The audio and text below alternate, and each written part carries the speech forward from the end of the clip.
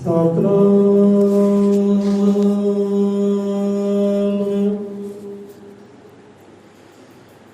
ਸ਼੍ਰੀ ਵਾਲਮੀਕਿ ਸਾਹਿਬ ਜੀ।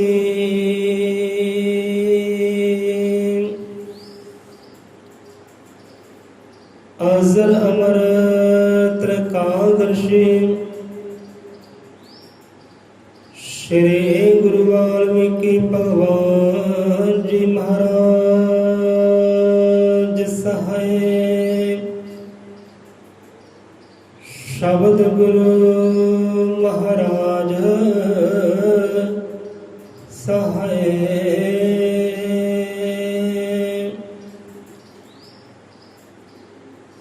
सतनाम सत करतार तू ही निरंकार, तू ही निरंकार।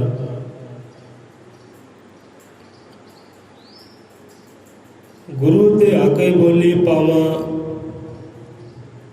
सब नूं फतेह बुलावा। कोई भावें लख मैनू माड़ा आखे, मैं सब नूं मिठे बोल सुनावा।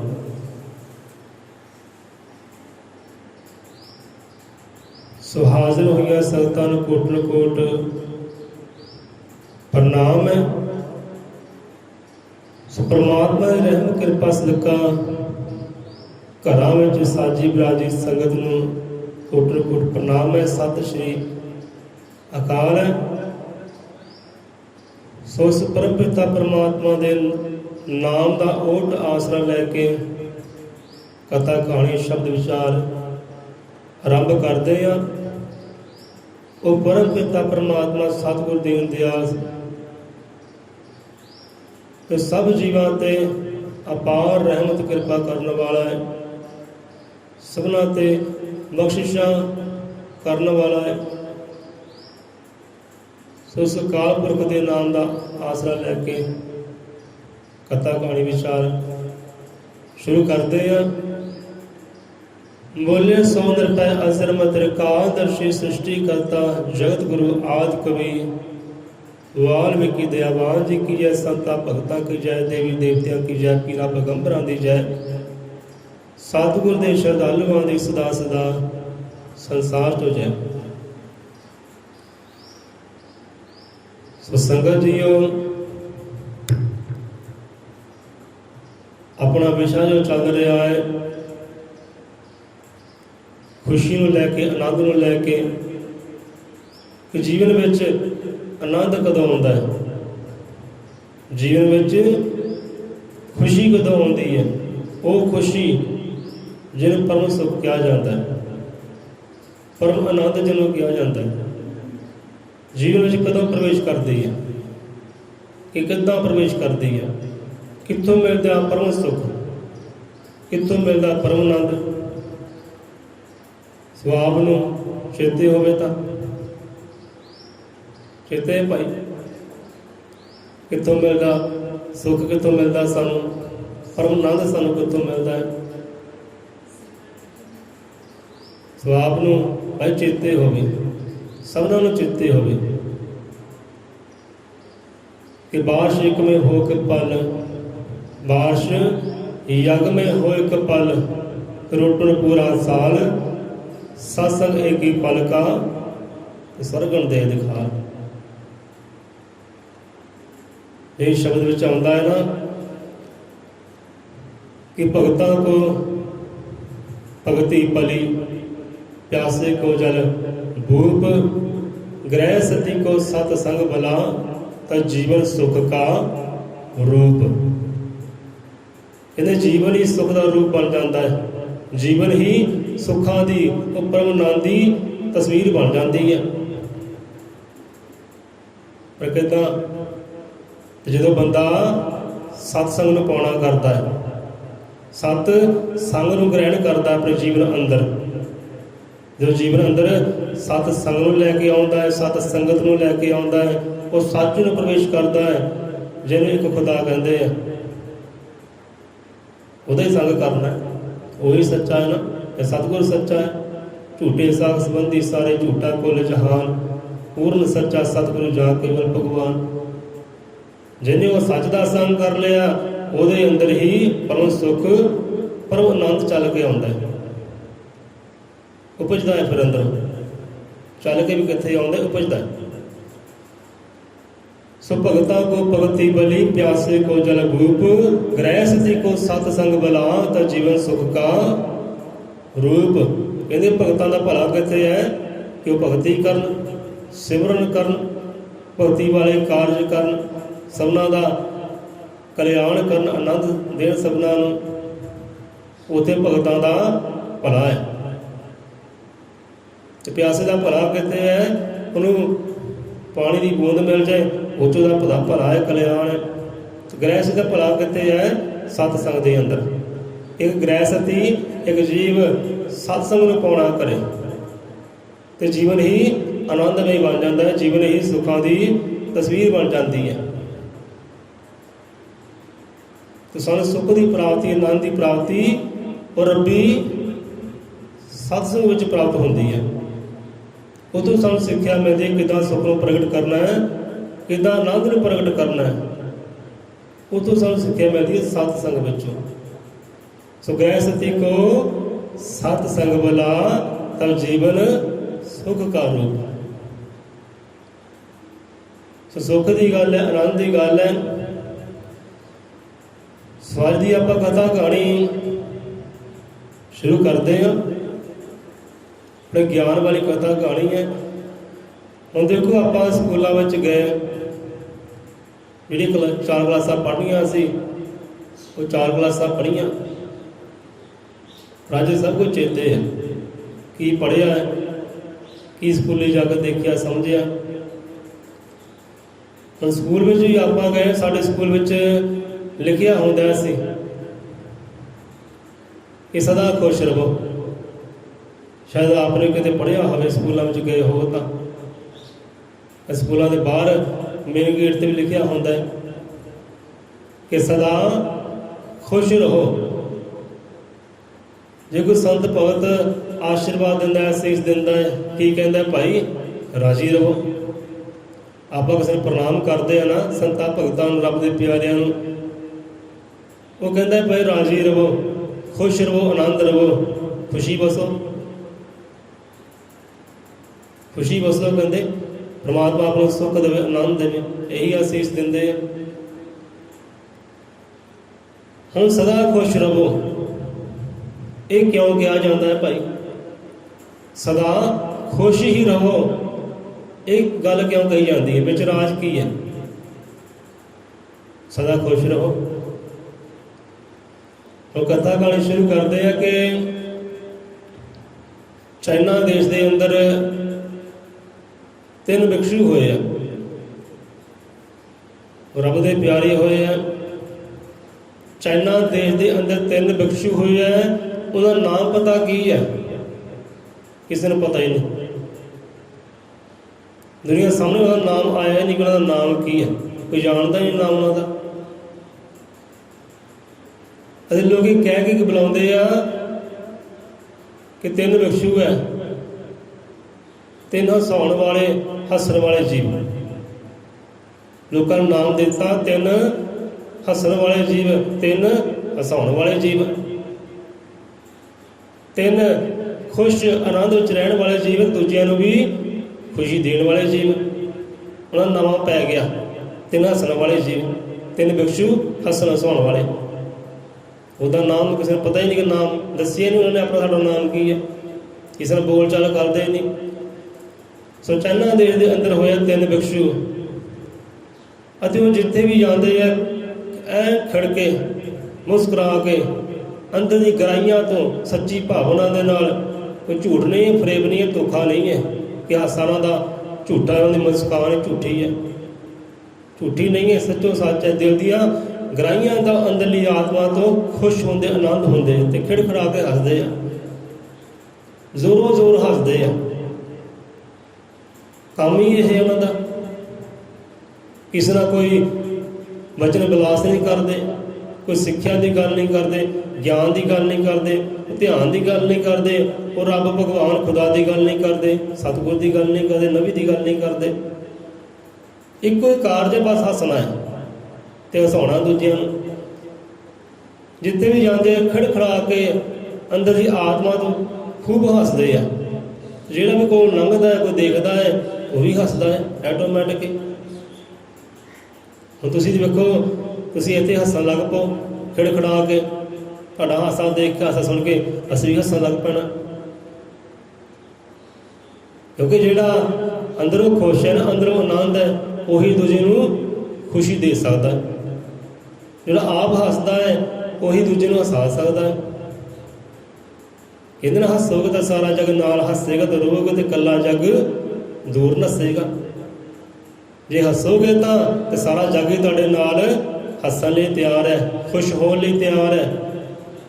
ਜੇ ਰੋਂਦੇ ਹੋ, ਕਰਲਾਉਂਦੇ ਹੋ ਤੇ ਇਕੱਲੇ ਹੀ ਭਾਈ ਰੋਂਦਾ ਰਹੇ, ਕਰਲਾਉਂਦਾ ਰਹੇ, ਚੱਲਦੇ ਹੀ ਆਪਾਂ। ਰੋਂਦਿਆਂ ਦੇ ਕੋਲ ਕੋਈ ਨਹੀਂ ਖੜਦਾ, ਜਿਹੜਾ ਹੱਸਦਾ ਹੈ, ਹਸਾਉਂਦਾ ਹੈ, ਉਹਦੇ ਕੋਲ ਸਾਰੇ ਇਕੱਠੇ ਹੋ ਜਾਂਦੇ। ਜਿਵੇਂ ਸਾਨੂੰ ਕਦਾ ਘਰ ਚੇਤੇ ਆ ਗਈ, ਆਪਾਂ ਗੁਰੂ ਘਰ ਦੇ ਸੇਵਕ ਜਨ ਸੰਦੀਪ ਲਾਲ ਦੇ ਘਰ ਕਾਰਜ ਕਰ ਰਹੇ, ਤੇ ਸਾਡੀ ਭੈਣ ਆਪਣੇ ਘਰ ਦੇ ਅੰਦਰ ਕਾਰਜ ਕਰ ਰਹੀ। ਤੇ ਕਾਰਜ ਉਹ ਕੀ ਕਰ ਰਹੇ ਸੀ, ਕਿਸੇ ਮਾਹੌਲ ਨੂੰ ਲੈ ਕੇ, ਭਾਵ ਨੂੰ ਲੈ ਕੇ ਖਿੜਖੜਾ ਕੇ ਹੱਸ ਰਹੇ ਸੀ, ਬੜੀ ਉੱਚੀ ਉੱਚੀ ਹੱਸ ਰਹੇ ਸੀ। ਉਹਨਾਂ ਦਾ ਹਾਸਾ ਦੇਖੋ, ਉਹ ਘਰ ਦੇ ਅੰਦਰ ਜਾ ਰਿਹਾ ਸੀ, ਕਿੰਨੀ ਦੂਰ ਹੈ। ਤੇ ਸਾਨੂੰ ਹਾਸਾ ਸੁਣਿਆ, ਆਵਾਜ਼ ਸੁਣੀ ਭੈਣਾਂ ਦੀ, ਹਾਂ ਵੀ ਸਾਡੀ ਭੈਣ ਹੱਸ ਰਹੀ, ਮੁਸਕਰਾ ਰਹੀ ਹੈ। ਤੇ ਉੱਥੇ ਹਾਸਾ ਸੁਣ ਕੇ ਸਾਨੂੰ ਵੀ ਹਾਸਾ ਆ ਗਿਆ। ਪਰਮਾਤਮਾ ਇੱਦਾਂ ਹੀ ਆਨੰਦ ਬਣਾਈ ਰੱਖੇ। ਕਿੰਨਾ ਪਿਆਰੇ ਲੱਗਦੇ, ਕਿੰਨੀ ਸੁਰੀਲੀ ਆਵਾਜ਼ ਆ ਰਹੀ ਹਾਸੇ ਦੀ। ਸਾਡੀ ਅੰਦਰ ਆਤਮਾ ਵੀ ਖੜ ਗਈ ਉਸ ਵੇਲੇ, ਸਾਨੂੰ ਵੀ ਹਾਸਾ ਆਉਣ ਲੱਗ ਪਿਆ, ਸਾਡੇ ਚਿਹਰੇ 'ਤੇ ਮੁਸਕਾਨ ਆ ਗਈ। ਕਿਉਂਕਿ ਹੱਸਦਾ ਜੀਵ ਹੀ ਦੂਜੇ ਨੂੰ ਹਸਾ ਸਕਦਾ ਹੈ, ਤੇ ਇੱਕ ਮੁਸਕਰਾਉਂਦਾ ਚਿਹਰਾ ਹੀ ਦੂਜੇ ਨੂੰ ਮੁਸਕਾਨ ਦੇ ਸਕਦਾ ਹੈ। ਸਵਾਜਾਂ ਦੇ ਕਥਾ ਕਹਾਣੀ ਤੇ ਉਹ ਤਿੰਨ ਬਿਕਸ਼ੂ ਹੈ, ਕੰਮ ਕੀ ਕਾਰਜ ਕੀ, ਹੱਸਣਾ ਤੇ ਹਸਾਉਣਾ। ਜਿੱਥੇ ਗਲੀ ਮਹੱਲੇ ਜਾਂਦੇ ਖਿੜਖੜਾ ਕੇ ਹੱਸਦੇ ਆ, ਖੂਬ ਹੱਸਦੇ ਆ, ਤੇ ਲੋਕਾਂ ਨੂੰ ਹਸਾਉਣ ਲੱਗ ਪੈਂਦੇ ਆ, ਤੇ ਸਾਰੇ ਲੋਕ ਹੱਸਣ ਲੱਗ ਪੈਂਦੇ ਦੇਖ ਕੇ, ਹਾਂ ਵੀ ਕਰਦੇ ਕੀ ਹੈ। ਉੱਥੇ ਕਾਰਜ ਪੂਰਾ ਹੋਇਆ, ਅਗਲੇ ਨਗਰ ਚਲੇ ਗਏ। ਅਗਲੇ ਨਗਰ ਜਾ ਕੇ ਉਸੇ ਖਿੜਖੜਾ ਕੇ ਹੱਸਦੇ ਆ, ਦੂਜੇ ਨੂੰ ਹਸਾਉਂਦੇ। ਇੱਦਾਂ ਦੇਸ਼ ਦੇਸ਼ ਵਿੱਚ ਜਾਂਦੇ, ਨਗਰ ਨਗਰ ਜਾਂਦੇ, ਤੇ ਬਸ ਕਾਰਜ ਉਹੀ ਹੈ, ਹੱਸਣਾ ਤੇ ਹਸਾਉਣਾ। ਉਹਨਾਂ ਸੁਭਾਅ ਇੱਦਾਂ ਸੀਗੇ, ਹਾਂ ਵੀ ਜਿੱਦਾਂ ਕੋਈ ਸਾਹਮਣੇ ਕੋਈ ਮਜ਼ਾਕ ਹੋ ਰਿਹਾ, ਸਾਹਮਣੇ ਕੋਈ ਤਮਾਸ਼ਾ ਹੋ ਰਿਹਾ, ਬੰਦੇ ਨੂੰ ਤਮਾਸ਼ਾ ਸਮਝਦੇ ਹੀ ਭਾਵ ਕੇ। ਹੁਣ ਦੇਖਣ ਸੁਣਨ ਵਾਲੇ ਇਹੀ ਸਮਝਦੇ ਸੀ ਕਿ ਸਾਨੂੰ ਕੋਈ ਮਜ਼ਾਕ ਸਮਝਦਾ ਹੈ, ਸਾਨੂੰ ਦੇਖ ਕੇ ਹੱਸਦੇ, ਸਾਨੂੰ ਮਜ਼ਾਕ ਸਮਝੇ। ਉਹਨਾਂ ਨੇ ਤਾਂ ਪੂਰੀ ਕਾਇਨਾਤ ਨੂੰ, ਪੂਰੇ ਖੰਡ ਬ੍ਰਹਿਮੰਡ ਨੂੰ ਇੱਕ ਮਜ਼ਾਕ ਸਮਝਿਆ ਹੋਇਆ ਸੀ। ਕਹਿਣ ਵਾਲੇ ਇਹ ਕਹਿੰਦੇ ਸੀ ਕਿ ਰੱਬ ਨੂੰ, ਇਹ ਖੰਡ ਬ੍ਰਹਿਮੰਡ ਨੂੰ ਪੂਰਾ ਮਜ਼ਾਕ ਸਮਝਿਆ ਹੈ ਕਿ ਖੰਡ ਬ੍ਰਹਿਮੰਡਾਂ ਨੂੰ ਦੇਖ ਕੇ, ਜੀਵਾਂ ਨੂੰ ਦੇਖ ਕੇ ਹੱਸਦੇ ਆ, ਤੇ ਹੱਸਦੇ ਤੇ ਹਸਾਉਂਦੇ ਆ। ਹੁਣ ਇਹਦੇ ਹੀ ਸਮਾਂ ਬੀਤਿਆ, ਉਹਨਾਂ ਵਿੱਚੋਂ ਇੱਕ ਬਿਕਸ਼ੂ ਦੀ ਹੋ ਗਈ ਮੌਤ। ਇੱਕ ਬਿਕਸ਼ੂ ਦੀ ਹੋ ਗਈ ਮੌਤ। ਹੁਣ ਸਾਰੇ ਦੇਸ਼ ਦੇ ਅੰਦਰ, ਉਹ ਮੁਹੱਲੇ ਦੇ ਅੰਦਰ, ਨਗਰ ਦੇ ਅੰਦਰ ਖਬਰਾਂ ਖੜ ਗਈਆਂ ਚੈਨਾਂ ਵਿੱਚ। ਹਾਂ ਵੀ ਜੋ ਹੱਸਣ ਹਸਾਉਣ ਵਾਲੇ ਬਿਕਸ਼ੂ ਸੀ ਨਾ, ਉਹਨਾਂ ਵਿੱਚ ਇੱਕ ਦੀ ਹੋ ਗਈ ਮੌਤ। ਹੁਣ ਸਾਰੇ ਸੋਚਦੇ ਕਿ ਹਾਂ ਵੀ ਉਹ ਜੇ ਦੋ ਬਿਕਸ਼ੂ ਹੈ, ਉਹ ਰੋਂਦੇ ਹੋਣਗੇ, ਕਲਾਉਂਦੇ ਹੋਣਗੇ। ਚਲੋ ਦੇਖੀ ਆ ਗਏ, ਤਿੰਨ ਬਿਕਸ਼ੂ ਹੈ ਜਿਸ ਦਾ ਕੰਮ ਹੱਸਣਾ ਹਸਾਉਣਾ ਹੈ, ਦੂਜੇ ਨੂੰ ਆਨੰਦ ਦੇਣਾ, ਖੁਸ਼ ਕਰਨਾ ਹੈ। ਇੱਕ ਦੀ ਹੋ ਗਈ ਮੌਤ। ਹੁਣ ਲੋਕੀ ਸੋਚਦੇ ਸ਼ਾਇਦ ਜੋ ਦੋ ਹੈ ਨਾ, ਉਹ ਰੋਂਦੇ ਹੋਣਗੇ, ਕਲਾਉਂਦੇ ਹੋਣਗੇ। ਚਲੋ ਦੇਖੀ ਆ ਗਏ ਪਈ।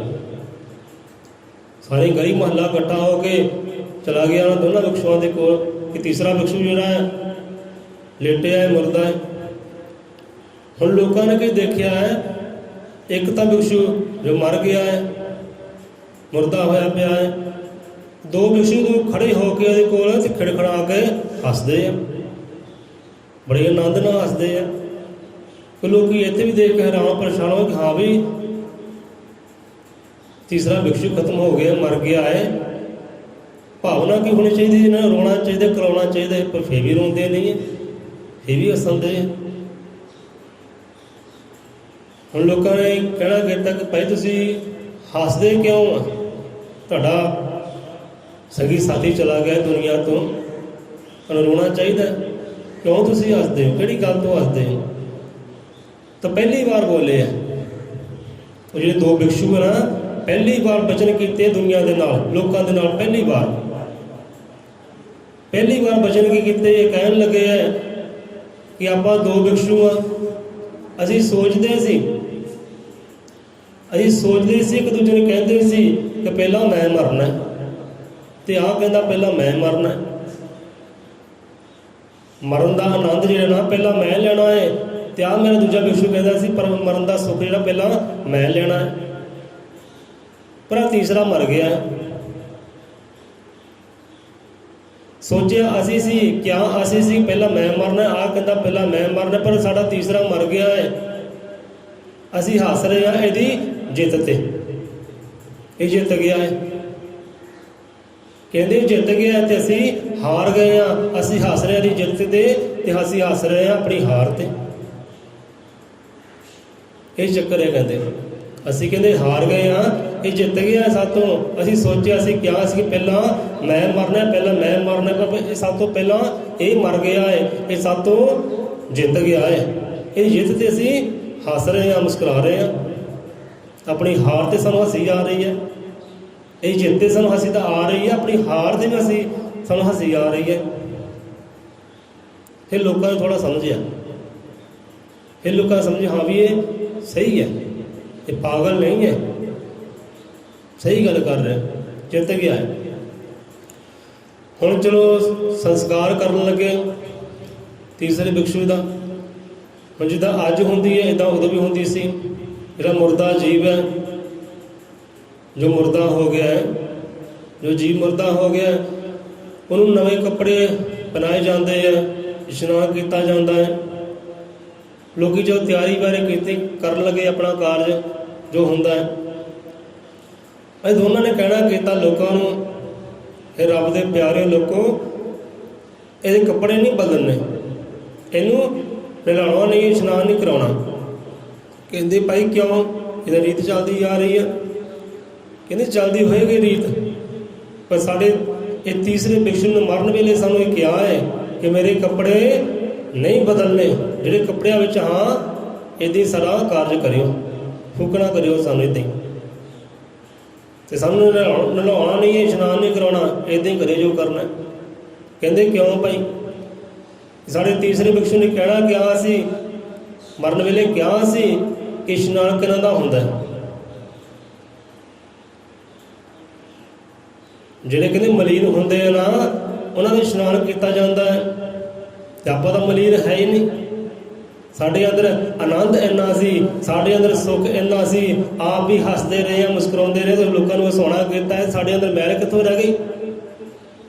ਸਾਡੇ ਸਰੀਰ ਤੇ ਨਾ ਮੈਲ ਅੰਦਰ ਤੇ ਨਾਲ ਮੈਲ ਬਾਹਰ, ਤੇ ਸਾਨੂੰ ਕੀ ਇਸ਼ਨਾਨ ਦੀ ਲੋੜ ਹੈ? ਗੱਲ ਬੜੀ ਸਮਝਣ ਵਾਲੀ ਹੈ, ਗੌਰ ਕਰਿਓ, ਸਮਝਿਓ। ਕਹਿੰਦੇ ਸਾਡੇ ਇਸ਼ਨਾਨ ਨਹੀਂ ਕਰਾਉਣੇ, ਕਿਉਂਕਿ ਅੱਜ ਤੱਕ ਕਾਰਜ ਹੀ ਉਹ ਕੀਤਾ ਹੈ ਕਿ ਅੰਦਰ ਮੈਲ ਰਹਿੰਦੀ ਨਹੀਂ, ਅੰਦਰ ਮੈਲ ਬਣਦੀ ਨਹੀਂ, ਨਾ ਬਾਹਰ ਹੀ ਮੈਲ ਬਣਦੀ ਹੈ ਹੱਸਣ ਹਸਾਉਂਦੇ ਨਾਲ। ਹੁਣ ਇੱਥੇ ਮੈਲ ਕਿਹੜੀ ਕਿਹੜੀ ਹੈ ਵਿਚਾਰ ਕਰਿਓ। ਵਜਨ ਤਾਂ ਬੜੇ ਡੂੰਘੇ ਹੈ, ਗਹਿਰੇ ਹੈ। ਕਹਿੰਦੇ ਆਪਾਂ ਉਹ ਕਾਰਜ ਨਹੀਂ ਇਹੋ ਜਿਹਾ ਕੀਤਾ ਕਿ ਮੈਲ ਬਣ ਸਕੇ, ਤੇ ਸਾਨੂੰ ਇਸ਼ਨਾਨ ਦੀ ਲੋੜ ਨਹੀਂ ਹੈ, ਇੱਦਾਂ ਹੀ ਕਾਰਜ ਕਰੇ ਜੋ ਕਰਨਾ। ਸਾਡੇ ਇਸ਼ਨਾਨ ਨਹੀਂ ਹੋਣੇ ਚਾਹੀਦੇ। ਮਰਨ ਵਾਲੇ ਇਹਨੇ ਕਿਹਾ ਸੀ ਸਵਾਬਾ ਕਾਰਜ ਕਰਨਾ ਨਹੀਂ ਕਹਿੰਦੇ, ਕਿਉਂਕਿ ਇਹ ਅੰਦਰੋਂ ਵੀ ਸ਼ੁੱਧ ਹੈ ਤੇ ਬਾਹਰੋਂ ਵੀ ਸ਼ੁੱਧ ਪਵਿੱਤਰ ਹੈ।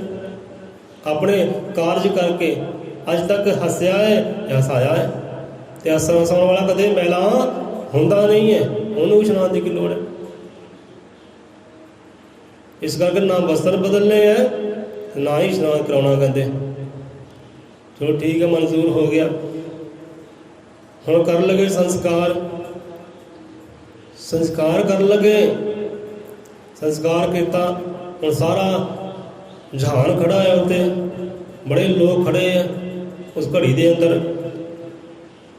ਹੁਣ ਹੋਇਆ ਕੀ ਹੈ, ਹੁਣ ਉਸ ਭਿਕਸ਼ੂ ਨੇ ਆਪਣੇ ਕੱਪੜੇ ਅੰਦਰ, ਜੇਬਾਂ ਅੰਦਰ ਕੋਈ ਚਾਈਨਾ ਪਟਾਕੇ ਪਾਏ ਹੋਏ ਸੀ। ਮਰਨ ਵੇਲੇ ਉਹਨੇ ਪਤਾ ਸੀ ਮੇਰੀ ਮੌਤ ਆ ਰਹੀ ਹੈ, ਚਾਈਨਾ ਪਟਾਕੇ ਪਾਏ ਹੋਏ ਸੀ ਜੇਬ ਦੇ ਅੰਦਰ। ਤੇ ਜਦੋਂ ਪਟਾਕੇ ਤੱਕ ਅਗਨੀ ਪਹੁੰਚੀ ਹੈ, ਅੱਗ ਪਹੁੰਚੀ ਹੈ, ਉਹ ਫਟੇ ਹੈ, ਪਟਾਕੇ ਫਟੇ ਤੇ ਅੰਬਰਾਂ ਨੂੰ ਛਾ ਗਏ ਰੰਗ ਬਿਰੰਗੇ, ਸੱਤ ਰੰਗੇ। ਇਹ ਰੰਗ ਦੇਖ ਕੇ, ਕੌਤਕ ਵੇਖ ਕੇ ਸਾਰਾ ਜਿੰਨਾ ਉੱਥੇ ਜੀਵ ਆਤਮਾ ਸੀ, ਜਿੰਨੇ ਜੀਵ ਸੀ ਸਾਰੇ ਖੜਖੜਾ ਕੇ ਹੱਸੇ। ਉਹ ਖੜਖੜਾ ਕੇ ਹੱਸੇ ਹੈ। ਤੇ ਜੋ ਦੋ ਭਿਕਸ਼ੂ ਸੀ ਉਹ ਵੀ ਖੜਖੜਾ ਕੇ ਹੱਸੇ, ਸਾਰੇ ਖੜਖੜਾ ਕੇ ਹੱਸੇ। ਕਹਿਣ ਲੱਗੇ ਦੋ ਭਿਕਸ਼ੂ, ਹਾਂ ਬਈ ਤੂੰ ਵਾਕਈ ਜਿੱਤ ਗਿਆ, ਤੂੰ ਵਾਕਈ ਜਿੱਤ ਗਿਆ ਤੇ ਅਸੀਂ ਵਾਕਈ ਹਾਰ ਗਏ ਆ। ਸਾਰੇ ਹੱਸੇ, ਉਹਦੀ ਜਿੱਤ ਤੇ ਹੱਸੇ, ਕਿਉਂਕਿ ਉਹਦਾ ਕਾਰਜ ਸੀ ਹੱਸਣਾ ਤੇ ਹਸਾਉਣਾ। ਤੇ ਅੰਤ ਵੇਲੇ ਵੀ ਲੋਕਾਂ ਨੂੰ ਹਸਾ ਕੇ ਗਏ ਹੈ, ਮੁਸਕਰਾ ਕੇ ਗਏ ਹੈ। ਆਪ ਵੀ ਹੱਸਦੇ ਗਏ ਤੇ ਲੋਕਾਂ ਨੂੰ ਵੀ ਹਸਾ ਕੇ ਗਏ ਹੈ, ਮੁਸਕਰਾ ਕੇ ਗਏ ਹੈ ਕਿ ਬੰਦਿਆ ਤੂੰ ਜਿੱਤ ਗਿਆ। ਤੇ ਸਾਰੀ ਉਹਦੀ ਜਿੱਤ ਤੇ ਸਾਰੀ ਹੱਸੇ। ਇਸ ਤੋਂ ਭਾਵ ਕਿ ਜਿਹੜਾ ਬੰਦਾ ਹੱਸਦਾ ਹੈ ਨਾ, ਉਹੀ ਦੂਜੇ ਨੂੰ ਹਸਾ ਸਕਦਾ ਹੈ। ਜਿਹੜਾ ਮੁਸਕਰਾਉਂਦਾ ਹੈ ਉਹੀ ਮੁਸਕਾਨ ਦੇ ਸਕਦਾ ਹੈ। ਹੁਣ ਇਸ ਕਥਾ ਕਹਾਣੀ 'ਚ ਹੋਰ ਵਿਚਾਰ ਬਹੁਤ ਹੈ। ਹੁਣ ਦੇਖ, ਹੱਸਣਾ ਕਿਉਂ ਜ਼ਰੂਰੀ ਹੈ? ਇਹ ਸਦਾ ਖੁਸ਼ ਰਹੋ। ਸੋ ਅੱਜ ਐਤਵਾਰ ਦਾ ਦਿਨ ਹੈ। ਦਾਤਾ ਜੀ ਐਸੀ ਸੁਲੱਖਣੀ ਘੜੀ ਹਰ ਰੋਜ਼ ਹੀ ਬਖਸ਼ਿਸ਼ ਕਰੇ। ਇਹੋ ਜਿਹੇ ਸਤਸੰਗ ਗਿਆਨ ਦਾਤਾ ਜੀ ਹਰ ਰੋਜ਼ ਹੀ ਬਖਸ਼ਿਸ਼ ਕਰੇ, ਕਿਉਂਕਿ ਬੰਦਾ ਨਿਖਾਰ ਸਕੇ, ਸਵਾਰ ਸਕੇ ਆਪਣੇ ਆਪ ਨੂੰ, ਅੰਦਰੀ ਮੈਲ ਨੂੰ ਦੂਰ ਕਰ ਸਕੇ, ਬਾਹਰਲੀ ਮੈਲ ਦੀ ਦੂਰ ਨੂੰ ਕਰ ਸਕਦੇ। ਇਹ ਸਦਾ ਖੁਸ਼ ਰਹੋ। ਹੁਣ ਸਦਾ ਖੁਸ਼ ਰਹੋ ਕਿਉਂ ਭਾਈ? ਸਦਾ ਖੁਸ਼ ਰਹੋ ਕਿਉਂ? ਹੁਣ ਦੇਖੋ, ਜੇ ਬੰਦਾ ਖੁਸ਼ ਰਹਿੰਦਾ ਹੈ ਨਾ, ਉਹਦੇ ਅੰਦਰ ਕ੍ਰੋਧ ਹੀ ਨਹੀਂ ਆਉਂਦਾ। ਹੁਣ ਖੁਸ਼ ਰਹਿੰਦੇ, ਹੁਣ ਖੁਸ਼ ਰਹਿਣਾ ਕਿਉਂ ਜ਼ਰੂਰੀ ਹੈ, ਇਹ ਆਪਣਾ ਸਾਂਝਾ ਕਰਦੇ ਹਾਂ। ਹੁਣ ਜਿਹੜਾ ਬੰਦਾ ਅੰਦਰ ਆਤਮਾ ਖੁਸ਼ ਰਹਿੰਦਾ, ਆਨੰਦ ਰਹਿੰਦਾ, ਹਰ ਵੇਲੇ ਭਰਪੂਰ ਰਹਿੰਦਾ, ਖੁਸ਼ੀ ਦੇ ਨਾਲ, ਆਨੰਦ ਦੇ ਨਾਲ, ਉਹ ਤੁਸੀਂ ਜਿੱਦਾਂ ਮਰਜ਼ੀ ਬੋਲੋ, ਜਿੱਦਾਂ ਮਰਜ਼ੀ ਉਹਦਾ ਮਜ਼ਾਕ ਉਡਾਓ, ਉਹਦੇ ਨਾਲ ਵਧੀਕੀਆਂ ਕਰੋ, ਉਹ ਬੰਦਾ ਕਦੇ ਕ੍ਰੋਧ ਵਿੱਚ ਨਹੀਂ ਆਏਗਾ, ਕਿਉਂਕਿ ਉਹ ਅੰਦਰੋਂ ਖੁਸ਼ ਹੈ। ਹੁਣ ਬੰਦਾ ਦੇਖੋ, ਹੱਸਦਾ ਹੋਵੇ, ਮੁਸਕਰਾਉਂਦਾ ਹੋਵੇ, ਤੁਸੀਂ ਉਹਨੂੰ ਜਿੱਦਾਂ ਮਰਜ਼ੀ ਦਬਕੇ ਮਾਰੋ, ਵਧੀਕੀਆਂ ਕਰੋ, ਉਹਨੂੰ ਮੰਦਾ ਬੋਲੋ, ਉਹ ਹੱਸੀ ਜਾਏਗਾ, ਹੱਸੀ ਜਾਏਗਾ, ਕਿਉਂਕਿ ਇੱਕੋ ਸਮੇਂ ਵਿੱਚ ਇੱਕੋ ਹੀ ਕਾਰਜ ਹੋ ਸਕਦਾ ਹੈ। ਜੇ ਬੰਦਾ ਹੱਸਦਾ ਤਾਂ ਹੱਸੇਗਾ ਹੀ, ਜੇ ਰੋਂਦਾ ਹੈ ਤਾਂ ਰੋਏਗਾ ਹੀ, ਜੇ ਬੰਦਾ ਕ੍ਰੋਧ ਵਿੱਚ ਹੈ ਤਾਂ ਕ੍ਰੋਧ ਵਿੱਚ ਹੀ ਹੋਏਗਾ। ਜਿੱਦਾਂ ਮਰਜ਼ੀ ਕੋਈ ਸਮਝਾਵੇ, ਭਾਵੇਂ ਛੋਟਾ ਹੋਵੇ ਵੱਡਾ ਹੋਵੇ, ਜੇ ਬੰਦਾ ਕ੍ਰੋਧ 'ਚ ਹੁੰਦਾ ਨਾ, ਲੱਖ ਉਹਨੂੰ ਸਮਝਾਵੋ, ਉਹ ਸਮਝਦਾ ਹੀ ਨਹੀਂ। ਉਹਨੇ ਕਾਰਜ ਜੋ ਕਰਨਾ ਹੈ ਤੇ ਕਰਨਾ ਹੀ ਹੈ, ਨੁਕਸਾਨ ਕਰਨਾ ਹੈ ਤੇ ਕਰਨਾ ਹੀ ਹੈ, ਭਾਵੇਂ ਲੱਖ ਕੋਈ ਸੰਤ ਭਗਤ ਸਮਝਾਵੇ। ਉਹ ਕ੍ਰੋਧ ਵਿੱਚ ਆ ਕੇ ਉਹਨੇ ਕਾਰਜ ਮਾੜਾ ਕਰਨਾ ਹੀ ਹੈ, ਨੁਕਸਾਨ ਜੀਵ ਦਾ ਕਰਨਾ ਹੀ ਕਰਨਾ ਹੈ। ਕੋਈ ਸਮਾਨ ਦਾ ਕਰ ਦਿਓ, ਕੋਈ ਜਾਨ ਦਾ ਕਰ ਦਿਓ, ਬੇਗਾਨੀ ਜਾਨ ਦਾ, ਕੋਈ ਆਪਣੀ ਜਾਨ ਦਾ ਨੁਕਸਾਨ ਤਾਂ ਕਰੋ ਹੀ ਕਰੋ ਨਾ, ਆਪਣੇ ਸਮਾਨ ਦਾ ਤਾਂ ਨੁਕਸਾਨ ਤਾਂ ਕਰੋ ਹੀ ਗਿਆ ਨਾ, ਜਿੱਦਾਂ ਮਰਜ਼ੀ ਕੋਈ ਸਮਝਾਵੇ, ਕਿਉਂਕਿ ਇੱਕੋ ਕਾਰਜ ਵਿੱਚ, ਇੱਕੋ ਸਮੇਂ ਵਿੱਚ ਇੱਕੋ ਕਾਰਜ ਹੋ ਸਕਦਾ ਹੈ। ਚਾਹੇ ਹੱਸ ਲਓ, ਚਾਹੇ ਰੋ ਲਓ। ਹੁਣ ਹੱਸਣ ਹਸਾਉਣ ਦਾ ਫਾਇਦਾ ਕਿ ਜੇ ਬੰਦਾ ਜੋ ਹੱਸਦਾ ਹੈ ਉਹਦੇ ਅੰਦਰ ਕਾਮ ਨਹੀਂ ਵਾਸ ਕਰਦਾ। ਜਿਸ ਬੰਦੇ ਅੰਦਰ ਮੁਸਕਾਨ ਹੋਵੇ, ਖੁਸ਼ੀ ਹੋਵੇ, ਆਨੰਦ ਹੋਵੇ, ਉਹਦੇ ਅੰਦਰ ਕਾਮ ਵਾਸ ਨਹੀਂ ਕਰਦਾ, ਕਾਮ ਆਪਣਾ ਕਾਰਜ ਨਹੀਂ ਕਰਦਾ। ਜਿੱਥੇ ਖੁਸ਼ੀ ਹੁੰਦੀ ਹੈ, ਜਿੱਥੇ ਖੁਸ਼ੀ ਹੁੰਦੀ ਹੈ, ਉੱਥੇ ਆਪਣਾ ਕ੍ਰੋਧ ਵਾਸ ਨਹੀਂ ਕਰਦਾ, ਕ੍ਰੋਧ ਨਹੀਂ ਆਪਣਾ ਕਾਰਜ ਕਰਦਾ। ਕ੍ਰੋਧ ਕਾਰਜ ਕਰ ਨਹੀਂ ਸਕਦਾ, ਕਿਉਂਕਿ ਅੰਦਰੋਂ ਉਹ ਆਨੰਦ ਹੈ, ਅੰਦਰੋਂ ਖੁਸ਼ ਹੈ। ਹੁਣ ਸੰਤਾਂ ਭਗਤਾਂ ਦੀ ਕਥਾ ਕਾਲੀ ਲੈ ਲਓ, ਉਹਨਾਂ ਨੇ ਲੋਕਾਂ 'ਤੇ ਜ਼ੁਲਮ ਕਿਉਂ ਨਹੀਂ ਕੀਤੇ, ਜਦ ਕਿ ਲੋਕਾਂ ਨੇ ਜ਼ੁਲਮ ਕੀਤੇ ਆ। ਸੰਤਾਂ 'ਤੇ, ਭਗਤਾਂ 'ਤੇ, ਪੈਗੰਬਰਾਂ 'ਤੇ ਲੋਕਾਂ ਨੇ ਜ਼ੁਲਮ ਕੀਤੇ, ਦੁਨੀਆਦਾਰੀਆਂ, ਰਾਜਿਆਂ ਮਹਾਰਾਜਿਆਂ ਜ਼ੁਲਮ ਕੀਤੇ ਹੈ, ਪਰ ਉਹਨਾਂ ਨੇ ਕਿਸੇ 'ਤੇ ਜ਼ੁਲਮ ਨਹੀਂ ਕੀਤੇ, ਉਹਨਾਂ ਨੇ ਕਿਸੇ 'ਤੇ ਅਤਿਆਚਾਰ ਨਹੀਂ ਕੀਤੇ। ਕਰ ਸਕਦੇ ਸੀ, ਕਿਸੇ ਨੂੰ ਮਾਰਨ ਦਾ ਯਤਨ ਨਹੀਂ ਕੀਤਾ, ਕਿਸੇ ਨੂੰ ਦੁੱਖ ਦੇਣ ਦਾ ਯਤਨ ਨਹੀਂ ਕੀਤਾ, ਕਰ ਸਕਦੇ ਸੀ। ਕਿਉਂ ਨਹੀਂ ਕੀਤਾ? ਕਿਉਂਕਿ ਉਹ ਅੰਦਰੋਂ ਆਨੰਦ ਸੀ, ਅੰਦਰੋਂ ਖੁਸ਼ ਸੀ। ਕਿਹੜੇ ਕਿਹੜੇ ਤਸੀਹੇ ਨਹੀਂ ਦਿੱਤੇ ਸੰਤਾਂ ਭਗਤਾਂ ਨੂੰ ਦੁਨੀਆ ਨੇ, ਜ਼ਾਲਮ ਲੋਕਾਂ ਨੇ, ਪਰ ਆਪ ਉਹਨਾਂ ਨੇ ਉਲਟ ਵਾਰ ਨਹੀਂ ਕੀਤੀ, ਕਿਉਂਕਿ ਅੰਦਰੋਂ ਆਨੰਦ ਸੀ, ਅੰਦਰੋਂ खुशी सी। ਜਿਹੜਾ ਅੰਦਰੋਂ ਆਨੰਦ ਹੈ, ਅੰਦਰੋਂ ਖੁਸ਼ ਹੈ, ਉਹਦੇ ਨਾਲ ਲੱਖ ਵਧੀਕੀਆਂ ਕਰੋ, ਉਹ ਕਿਸੇ ਨਾਲ ਵਧੀਕੀਆਂ ਨਹੀਂ ਕਰਦਾ, ਕਿਸੇ ਨੂੰ ਦੁੱਖ ਨਹੀਂ ਦਿੰਦਾ। ਜਿਹੜਾ ਅੰਦਰੋਂ ਆਨੰਦ ਹੈ, ਇਸ ਕਰਕੇ ਭਾਈ ਕਹਿੰਦੇ ਸਦਾ ਖੁਸ਼ ਰਹੋ, ਸਦਾ ਖੁਸ਼ ਰਹੋ, ਬਚੇ ਰਹੋਗੇ ਇਹਨਾਂ ਵਿਕਾਰਾਂ ਤੋਂ। ਜਿੱਥੇ ਖੁਸ਼ੀ, ਜਿੱਥੇ ਆਨੰਦ ਹੈ, ਉੱਥੇ ਕਾਮ ਵਾਸ ਨਹੀਂ ਕਰਦਾ, ਉੱਥੇ ਕ੍ਰੋਧ ਵਾਸ ਨਹੀਂ ਕਰਦਾ, ਉੱਥੇ ਲੋਭ ਲਾਲਚ ਵਾਸ ਨਹੀਂ ਕਰਦਾ, ਉੱਥੇ ਸ਼ੈਤਾਨ ਦਾ ਵਾਸਾ ਨਹੀਂ ਹੁੰਦਾ। ਹੁਣ ਗੱਲ ਬੜੀ ਪਿਆਰੀ ਆ ਗਈ, ਆਪੇ ਪ੍ਰਮਾਤਮਾ ਕਰਨ ਕਰਾਉਣ ਵਾਲਾ, ਕਿ ਉੱਥੇ ਸ਼ੈਤਾਨ ਦਾ ਵਾਸਾ ਨਹੀਂ ਹੁੰਦਾ। ਜਿੱਥੇ ਆਨੰਦ ਹੁੰਦਾ, ਜਿੱਥੇ ਖੁਸ਼ੀ ਹੁੰਦੀ ਹੈ, ਉੱਥੇ ਭਗਵਾਨ ਦਾ ਵਾਸਾ ਹੁੰਦਾ ਹੈ, ਉੱਥੇ ਭਗਵਾਨ ਦਾ ਵਾਸਾ ਹੁੰਦਾ ਹੈ। ਹੁਣ ਇੱਦਾਂ ਹੀ ਚਾਈਨਾ ਨੇ ਆਪਣਾ ਦੇਵਤਾ ਮੰਨਿਆ ਉਸ ਜੀਵ ਨੂੰ, ਲਾਫਿੰਗ ਬੁੱਧਾ ਜਿਹਨੂੰ ਕਹਿੰਦੇ। ਸੋ ਆਪ ਨੇ ਦੇਖਿਆ ਹੋਵੇਗਾ ਲਾਫਿੰਗ ਬੁੱਧਾ ਜਿਹੜੇ ਹੋਏ ਤਾਂ ਜਾਪਾਨ ਦੇ, ਉਹ ਜਾਪਾਨ ਵਿੱਚ ਜਦੋਂ ਜਨਮ ਹੋਇਆ ਤੇ ਮਹਾਤਮਾ ਬੁੱਧ ਜੀ, ਗੌਤਮ ਬੁੱਧ ਜੀ ਦੇ ਉਹ ਸ਼ਿਸ਼ ਹੋਏ ਆ ਲਾਫਿੰਗ ਬੁੱਧਾ। ਤੇ ਮਹਾਤਮਾ ਬੁੱਧ ਜੀ ਤੋਂ ਉਹਨਾਂ ਨੇ ਗਿਆਨ ਲਿਆ ਹੈ, ਆਤਮ ਗਿਆਨ ਦੀ ਉਹਨਾਂ ਨੂੰ ਪ੍ਰਾਪਤੀ ਹੋਈ ਹੈ। ਜਦੋਂ ਆਤਮ ਗਿਆਨ ਦੀ ਪ੍ਰਾਪਤੀ ਹੋਈ ਤੇ ਖਿੜਖੜਾ ਕੇ ਉਹ ਵੀ ਹੱਸੇ ਆ, ਮੁਸਕਰਾਏ ਆ, ਆਨੰਦ ਵਿੱਚ ਹੋਏ ਆ ਤੇ ਕਾਰਜ ਆਪਣਾ ਸ਼ੁਰੂ ਕਰ ਦਿੱਤਾ ਉਹਨਾਂ ਨੇ। ਉਹੀ ਤਿੰਨਾਂ ਭਿਕਸ਼ੂਆਂ ਦੇ ਵਾਂਗ ਹੱਸਣਾ ਤੇ ਹਸਾਉਣਾ ਲੋਕਾਂ ਨੂੰ, ਉਹਨਾਂ ਨੇ ਕਾਰਜ ਸ਼ੁਰੂ ਕਰ ਦਿੱਤਾ। ਉਹਨਾਂ ਦਾ ਇੱਕੋ ਕਹਿਣਾ ਸੀ ਕਿ ਪਰਮਾਤਮਾ ਉੱਥੇ ਹੈ, ਰੱਬ ਉੱਥੇ ਹੈ ਜਿੱਥੇ ਹੱਸੀ ਹੈ, ਜਿੱਥੇ ਮੁਸਕਾਨ ਹੈ, ਜਿੱਥੇ ਆਨੰਦ ਹੈ। ਕਹਿੰਦੇ ਪਰਮਾਤਮਾ ਉੱਥੇ ਹੈ। ਉਹਨਾਂ ਨੇ ਵੀ ਹੱਸਣਾ ਲੋਕਾਂ ਨੂੰ ਸ਼ੁਰੂ ਕਰ ਦਿੱਤਾ, ਹਸਾਉਣਾ ਲੋਕਾਂ ਨੂੰ ਸ਼ੁਰੂ ਕਰ ਦਿੱਤਾ, ਲਾਫਿੰਗ ਬੁੱਧਾ। ਹੁਣ ਘਰਾਂ ਵਿੱਚ, ਦਫ਼ਤਰਾਂ ਵਿੱਚ, ਦੁਕਾਨਾਂ ਵਿੱਚ ਉਹਨਾਂ ਦੀ ਮੂਰਤੀ ਮਿਲ ਜਾਏਗੀ ਆਪ ਨੂੰ, ਲਾਫਿੰਗ ਬੁੱਧਾ ਦੀ। ਲੰਬੇ ਲੰਬੇ ਉਹਦੇ ਕੰਨ ਹੈ, ਵੱਡਾ ਸਾਰਾ ਪੇਟ ਹੈ, ਬੜੇ ਮੋਟੇ ਹੈ, ਅਤੇ ਮੂਰਤੀ ਵੀ ਉਹਦੀ ਹੱਸ ਰਹੀ ਹੈ, ਮੁਸਕਰਾ ਰਹੀ ਹੈ। ਕਹਿੰਦੇ ਉਹ ਜਿਸ ਘਰ ਦੇ ਅੰਦਰ, ਜਿਸ ਦੁਕਾਨ ਦੇ ਅੰਦਰ, ਦਫ਼ਤਰ ਦੇ ਅੰਦਰ ਉਹਦੀ ਮੂਰਤੀ ਹੁੰਦੀ ਹੈ ਨਾ, ਉੱਥੇ ਬਰਕਤਾਂ ਕਦੇ ਆਉਂਦੀਆਂ, ਰਹਿਮਤਾਂ ਕਦੇ ਆਉਂਦੀਆਂ। ਬਰਕਤਾਂ ਦੇ ਰੂਪ ਵਿੱਚ ਧਨ ਚੱਲ ਕੇ ਆਉਂਦਾ ਹੈ, ਆਨੰਦ ਚੱਲ ਕੇ ਆਉਂਦਾ ਹੈ, ਸੁੱਖ ਚੱਲ ਕੇ ਆਉਂਦਾ, ਜਿੱਥੇ ਲਾਫਿੰਗ ਬੁੱਧਾ ਦੀ ਕਹਿੰਦੀ ਮੂਰਤੀ ਹੁੰਦੀ ਹੈ। ਉਹ ਮੂਰਤੀ ਮੁਸਕਰਾਉਂਦੀ ਹੈ। ਹੁਣ ਕਹਿਣ ਦਾ ਭਾਵ ਜਿੱਥੇ ਖੁਸ਼ੀਆਂ ਹੁੰਦਾ, ਆਨੰਦ ਹੁੰਦਾ, ਜਿੱਥੇ ਮੁਸਕਾਨ ਹੁੰਦੀ ਹੈ, ਉੱਥੇ ਸਾਰੀਆਂ ਰਹਿਮਤਾਂ ਚੱਲ ਕੇ ਆਉਂਦਾ। ਰਹਿਮਤਾਂ ਦੇ ਰੂਪ ਵਿੱਚ ਪਰਮਾਤਮਾ ਵੀ ਉੱਥੇ ਚੱਲ ਕੇ ਆਉਂਦਾ ਹੈ। ਜਿੱਥੇ ਆਨੰਦ ਹੁੰਦਾ, ਜੇ ਖੁਸ਼ੀਆਂ ਹੁੰਦੀਆਂ, ਜਿਹੜਾ ਬੰਦਾ ਅੰਦਰੋਂ ਆਨੰਦ ਹੈ ਨਾ, ਅੰਦਰੋਂ ਖੁਸ਼ ਹੈ, ਉੱਥੇ ਹੀ ਪਰਮਾਤਮਾ ਦੀ ਰਹਿਮਤਾਂ ਚੱਲ ਕੇ ਆਉਂਦੀ। ਰਹਿਮਤਾਂ ਦੇ ਰੂਪ ਵਿੱਚ, ਗੁਣਾਂ ਦੇ ਰੂਪ ਵਿੱਚ ਪਰਮਾਤਮਾ ਉੱਥੇ ਪ੍ਰਗਟ ਹੁੰਦਾ ਹੈ, ਜਿੱਥੇ ਖੁਸ਼ੀਆਂ ਹੋਣ। ਤੇ ਇਹੀ ਗੱਲ ਲਾਫਿੰਗ ਬੁੱਧਾ ਨੇ ਸਮਝਾਉਣੀ ਕੀਤੀ ਦੁਨੀਆ ਨੂੰ ਕਿ ਭਾਈ ਹੱਸੋ, ਮੁਸਕਰਾਓ, ਸਦਾ ਆਨੰਦ ਰਹੋ, ਸਦਾ ਖੁਸ਼ ਰਹੋ। ਜਿੱਥੇ ਖੁਸ਼ੀ ਹੈ ਉੱਥੇ ਹੀ ਪਰਮਾਤਮਾ ਪ੍ਰਗਟ ਹੁੰਦਾ ਹੈ, ਪਰਮਾਤਮਾ ਦੇ ਗੁਣ ਪ੍ਰਗਟ ਹੁੰਦੇ ਹੈ, ਪਰਮਾਤਮਾ ਦੀ ਰਹਿਮਤ ਉੱਥੇ ਪ੍ਰਗਟ ਹੁੰਦੀ ਜਿੱਥੇ ਖੁਸ਼ੀ ਹੋਵੇ। ਬਾਕੀ ਮੂਰਤੀਆਂ ਲੋਕੀ ਰੱਖਦੇ ਹੈ, ਮੂਰਤੀਆਂ ਦੇ ਨਾਲ ਬਦਲਾਵ ਹੋਵੇ ਚਾਹੇ ਨਾ ਹੋਵੇ, ਪਰ ਜਿਹੜੀ ਹੱਸੀ ਦੇ ਨਾਲ, ਜਿਹੜੀ ਮੁਸਕਰਾਹਟ ਦੇ ਨਾਲ ਬਦਲਾਵ ਹੋਣਾ ਹੈ, ਉਹ ਜ਼ਰੂਰੀ ਹੈ। ਹੁਣ ਦੇਖੋ ਸਾਡੇ ਡਾਕਟਰ ਸਾਹਿਬ ਹੈ, ਇਹਨਾਂ ਦੀ ਦੁਕਾਨ 'ਤੇ ਹੀ ਪਈ ਹੈ ਮੂਰਤੀ ਲਾਫਿੰਗ ਬੁੱਧਾ ਦੀ। ਚੇਤੇ ਆ ਗਿਆ, ਆਪਾਂ ਵੇਖੀ ਹੈ ਲਾਫਿੰਗ ਬੁੱਧਾ ਦੀ ਡਾਕਟਰ ਸਾਹਿਬ ਦੀ ਦੁਕਾਨ 'ਤੇ ਮੂਰਤੀ ਪਈ ਹੈ। ਉਹ ਮੂਰਤੀ ਮੁਸਕਰਾ ਰਹੀ ਹੈ।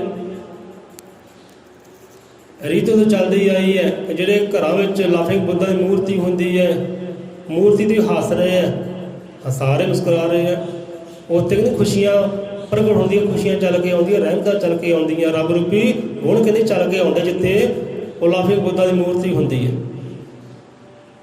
ਹੁਣ ਮੂਰਤੀ ਅਸਰ ਕਰਦੀ ਕਿ ਨਹੀਂ ਕਰਦੀ, ਪਰ ਇੱਕ ਸਿੱਖਿਆ ਹੈ, ਮੂਰਤੀ ਦੀ ਸਿੱਖਿਆ ਦੇ ਰਹੀ ਹੈ ਭਾਈ ਹੱਸੋ, ਖੁਸ਼ ਰਹੋ, ਆਨੰਦ ਰਹੋ। ਕਿ ਜਿੱਥੇ ਆਨੰਦ ਹੈ, ਖੁਸ਼ੀ ਹੈ, ਉੱਥੇ ਪਰਮਾਤਮਾ ਦੇ ਗੁਣ ਪ੍ਰਗਟ ਹੁੰਦੇ, ਪਰਮਾਤਮਾ ਦੀ ਰਹਿਮਤਾਂ ਉੱਥੇ ਪ੍ਰਗਟ ਹੁੰਦੀਆਂ ਜਿੱਥੇ ਆਨੰਦ ਹੈ, ਖੁਸ਼ੀ ਹੈ। ਹੁਣ ਦੇਖੋ ਵਿਚਾਰ ਉਦਾਹਰਨ ਤੌਰ ਤੇ ਸਮਝਿਓ, ਗੌਰ ਕਰਿਓ।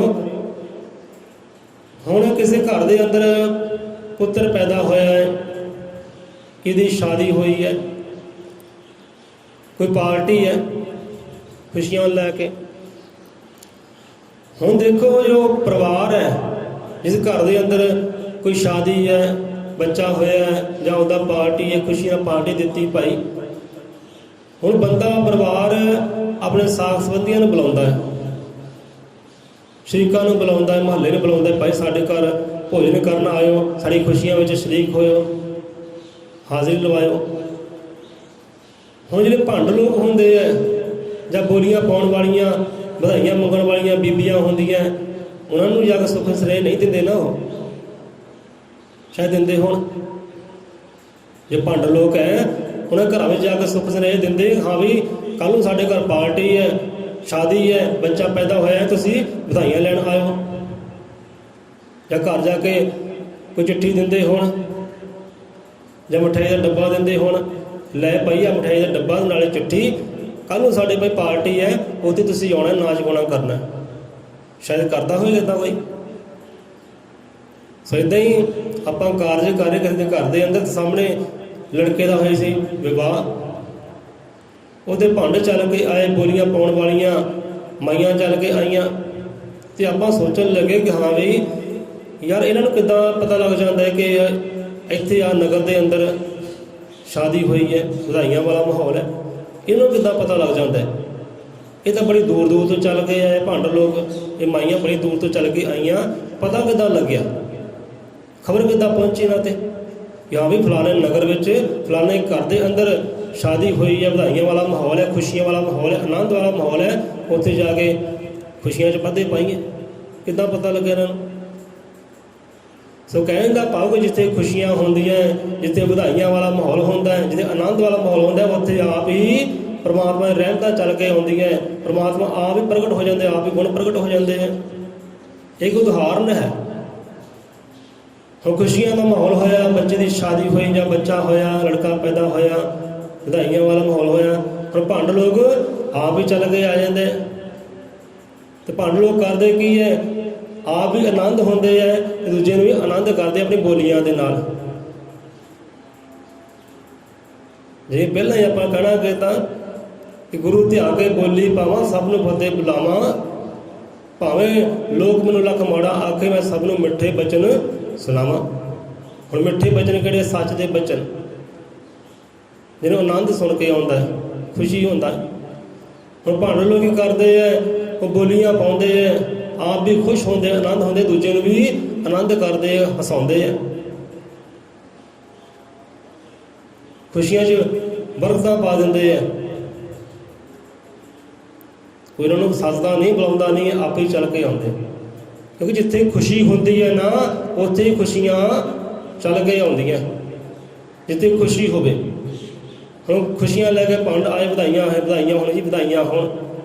ਹੁਣ ਮਾਈਆਂ ਚੱਲ ਕੇ ਆਈਆਂ ਬੋਲੀਆਂ ਪਾਉਣ ਵਾਲੀਆਂ, ਗੁਰੂ ਦੇ ਨਾਮ ਦੀਆਂ ਬੋਲੀਆਂ ਪਾਉਂਦੀਆਂ, ਰੱਬ ਦੇ ਨਾਮ ਦੀਆਂ ਬੋਲੀਆਂ ਪਾਉਂਦੀਆਂ, ਆਪੇ ਚੱਲ ਕੇ ਆਈਆਂ ਨਾ। ਹਾਂ ਵੀ ਫਲਾਣੇ ਨਗਰ ਅੰਦਰ ਖੁਸ਼ੀਆਂ ਵਾਲਾ ਮਾਹੌਲ ਹੈ, ਫਲਾਣੇ ਘਰ ਦੇ ਅੰਦਰ ਖੁਸ਼ੀਆਂ ਵਾਲਾ ਮਾਹੌਲ ਹੈ, ਜਾ ਕੇ ਖੁਸ਼ੀਆਂ 'ਚ ਵਾਧੇ ਪਾਈਏ, ਉਹ ਖੁਸ਼ੀਆਂ 'ਚ ਵਾਧੇ ਪਾਉਂਦੀਆਂ ਆ ਕੇ, ਆਪ ਵੀ ਆਨੰਦ ਦੇ ਨਾਲ, ਖੁਸ਼ੀ ਦੇ ਨਾਲ ਨਾਚ ਗਾਉਣਾ ਕਰਦੀਆਂ, ਦੂਜੇ ਨੂੰ ਵੀ ਨਚਾਉਂਦੀਆਂ। ਹਾਂ ਭਾਈ ਤੂੰ ਵੀ ਬੋਲੀ ਪਾ, ਮਾਮਾ ਵੀ ਬੋਲੀ ਪਾਵੇ, ਮਾਮੀ ਵੀ ਬੋਲੀ ਪਾਵੇ, ਚਾਚੀ ਵੀ ਬੋਲੀ ਪਾਵੇ, ਹੁੰਦਾ ਨਾ ਇੱਦਾਂ। ਆ ਚਾਚੀ ਵੀ ਨੱਚੇ ਤੇ ਮਾਮੀ ਵੀ ਨੱਚੇ ਆ ਕੇ, ਆ ਮੁੰਡੇ ਦੀ ਮਾਂ ਵੀ ਨੱਚੇ ਆ ਕੇ ਜੀ, ਇਹ ਵੀ ਬੋਲੀ ਪਾਵੇ। ਕਹਿਣ ਦਾ ਭਾਵ ਜਿੱਥੇ ਖੁਸ਼ੀਆਂ ਹੁੰਦੀਆਂ ਨਾ, ਜਿੱਥੇ ਆਨੰਦ ਹੁੰਦਾ ਹੈ, ਉੱਥੇ ਖੁਸ਼ੀਆਂ ਆਪ ਵੀ ਚੱਲ ਕੇ ਆਉਂਦੀਆਂ। ਜਿਹੜਾ ਬੰਦਾ ਅੰਦਰੋਂ ਆਨੰਦ ਹੈ, ਅੰਦਰੋਂ ਖੁਸ਼ ਹੈ, ਉੱਥੇ ਪਰਮਾਤਮਾ ਵੀ ਆਪ ਹੀ ਪ੍ਰਗਟ ਹੋ ਜਾਂਦਾ ਹੈ। ਪਰਮਾਤਮਾ ਸਭ ਸੁੱਖਾਂ ਦਾ ਦਾਤਾ ਹੈ। ਸੱਚਾ ਤੂੰ ਕਰਤਾਰ ਹੈ, ਸਭ ਕਾ ਪਾਲਣਹਾਰ ਹੈ, ਤੇਰਾ ਸਭ ਕੋ ਆਸਰਾ ਤੂੰ ਸੁੱਖੋਂ ਕਾ ਭੰਡਾਰ ਹੈ। ਤੇ ਜਿੱਥੇ ਸੁੱਖ ਹੈ ਨਾ, ਜਿੱਥੇ ਆਨੰਦ ਹੈ, ਖੁਸ਼ੀ ਹੈ, ਉੱਥੇ ਪਰਮਾਤਮਾ ਰੱਬੀ ਗੁਣ ਆਪ ਹੀ ਪ੍ਰਗਟ ਹੋ ਜਾਂਦੇ, ਪਰਮਾਤਮਾ ਦੀ ਰਹਿਮਤਾਂ ਆਪ ਹੀ ਪ੍ਰਗਟ ਹੋ ਜਾਂਦੀ ਹੈ। ਜਿੱਥੇ ਸੁੱਖ ਹੈ, ਜਿੱਥੇ ਆਨੰਦ ਹੈ। ਇਸ ਕਰਕੇ ਭਾਈ ਸਦਾ ਖੁਸ਼ ਰਹੋ, ਖੁਸ਼ ਰਹਿਣ ਦਾ ਯਤਨ ਕਰੋ, ਆਪ ਵੀ ਖੁਸ਼ ਰਹੋ, ਅਗਲੇ ਨੂੰ ਵੀ ਖੁਸ਼ ਰਹਿਣ ਦਾ ਕਾਰਜ ਕਰੋ। ਜਿੱਥੇ ਖੁਸ਼ੀ ਹੈ ਨਾ, ਆਨੰਦ ਹੈ, ਉੱਥੇ ਪਰਮਾਤਮਾ ਹੈ। ਇਹ ਗੱਲ ਚਿੱਤੇ ਰੱਖਿਓ ਪੱਕੀ। ਤੇ ਕਦੇ ਵੀ ਦੁਖੀ ਨਹੀਂ ਹੋਣਾ, ਕਦੇ ਵੀ ਨਿਰਾਸ਼ ਨਹੀਂ ਹੋਣਾ। ਕੋਈ ਜਿੱਥੇ ਨਿਰਾਸ਼ਾ, ਜਿੱਥੇ ਦੁੱਖ ਹੈ ਨਾ, ਉੱਥੇ ਪਰਮਾਤਮਾ ਵਾਸ ਨਹੀਂ ਕਰਦਾ। ਕੀ ਗੱਲ ਹੈ? ਸੰਤਾਂ ਭਗਤਾਂ ਜੀਵਨ ਦੇਖ ਲਓ, ਨਹੀਂ ਤਾਂ ਉਦਾਹਰਨ ਦਿੱਤੀ ਹੈ ਆਪਦੇ ਸਾਹਮਣੇ। ਭੰਡਾਂ ਨੂੰ ਕੋਈ ਬੁਲਾਉਂਦਾ ਸੋਹਰੀ ਹੈ, ਬੋਲੀਆਂ ਪਾਉਣ ਵਾਲੇ, ਵਧਾਈਆਂ ਮੰਗਣ ਵਾਲੇ ਕੋਈ ਬੁਲਾਉਂਦਾ ਸੋਹਰੀ, ਆਪੇ ਚੱਲ ਕੇ ਆਉਂਦੀ ਹੈ, ਕਿਉਂਕਿ ਮਾਹੌਲ ਹੀ ਉੱਥੇ ਖੁਸ਼ੀ ਦਾ ਹੈ। ਹੁਣ ਜਿੱਥੇ ਮੌਤ ਹੁੰਦੀ ਹੈ, ਮੰਨ ਲਓ ਕਿਸੇ ਦੇ ਘਰ ਮੌਤ ਹੈ, ਬੰਦੇ ਰੋਂਦੇ ਹੈ, ਕਰਲਾਉਂਦੇ, ਉਹਦੇ ਭੰਡ ਕਿਉਂ ਨਹੀਂ ਜਾਂਦੇ? ਉੱਥੇ ਵਧਾਈਆਂ ਮੰਗਣ ਵਾਲੀਆਂ ਮਾਈਆਂ ਕਿਉਂ ਨਹੀਂ ਜਾਂਦੀਆਂ? क्योंकि उत्थे दुख है, उत्थे लोग रोंदे आ करलाउंदे, कि जिथे खुशियां होंदियां ना उत्थे खुशियां जांदियां। गल चेते रखियो। इसे करके कहना किता भाई सदा खुश रहो, हसदे हसाउंदे रहो, कि तां जो उत्थे परमात्मा दीयां रहमतां प्रगट होण, परमात्मा रूपी गुण प्रगट होण। परमात्मा उत्थे प्रगट होंदा जिथे आनंद है। हुण संत भगत रहबर अंदरों आनंद सी, अंदरों खुश सी, हर तसीहे सहे है, पर आप किसी ने तसीहा नहीं दिता। ते परमात्मा भी उन्हें बुक्कल विचों प्रगट होया, भाव के उन्हें अंदरों प्रगट होया, क्योंकि आप आनंद सी, खुश सी। इस करके भाई सदा खुश रहो, सदा खुश रहो। सो ये है हम खुशी सानू कित्थों मिलती है? रब्बी सत संग दे विचों मिलती है। रब्बी सत्संग में सानू खुशी मिलती है। रब्बी सत्संग सुनते हैं, विचारते हैं, गुरु शब्द सुनते हैं, विचारते हैं, तो अंदरों सुख पैदा होता है, अंदरों आनंद पैदा होता है। जो अंदरों आनंद पैदा हो, अंदरों खुशी प्रगट होवे, उत्थे ही परमात्मा की रहमतां प्रगट होंदियां, उत्थे ही परमात्मा रूपी गुण प्रगट होंदे, उत्थे परमात्मा प्रगट है जिथे खुशी है। सर्व सुखां दा दाता उत्थे प्रगट होंदा है। जे दुख होवे, रोना करोना, हाय हाय होए, मर गया लुट गया होवे, उत्थे परमात्मा नहीं अपना वास करता। चेता रखियो। सो इस करके भाई सदा खुश रहो, आप भी आनंद रहो, होरनां नूं आनंद बख्शे करो। आप दे कर्म ऐसे होण, आप दी बोली इहो जी होवे। हुण देखो, हुण बाणी अंदर आया कि संतां रहबरां दे बचन जिहड़े शब्द है ना, वो खुशियां दा सूर बख्शी करदे आ। जीवां नूं खुशियां दा सुरूर बख्शी करदे संतां दे शब्द, संतां दी बोली। हुण साडी बोली भी इहो जी होवे कि किसी नूं दुख ना पहुंचे, कष्ट ना पहुंचे, हर कोई साडी बोली तो भी आनंद लै सके। बोली च मिठास होवे, ते मिठास किद्दां बोली च आउंदी है, ते बोली साडी आनंद भी किद्दां बन जे जदों बोली अंदर सतगुरु होवे, जब बोली अंदर परमात्मा होवे, परमात्मा चेते करके बोलिया जावे, गुरु नूं चेते करके बोलिया जावे, बोली बोली जाए, भावें शब्द बोले जाण, वो फिर खुशी बन जाते हैं, क्योंकि उस बोली अंदर फिर सच होंदा है। जे सच होवे उत्थे खुशी होंदी है। बंदे नूं उस वेले खुशी चाहे ना होवे, कोई सुरूर ना होवे, पर समा आएगा, वो चेते करेगा शब्द तो खुश होवेगा, हाँ बंदे ने वाकई सच कहा सी। क्योंकि जिथे सच है उत्थे ही खुशी है।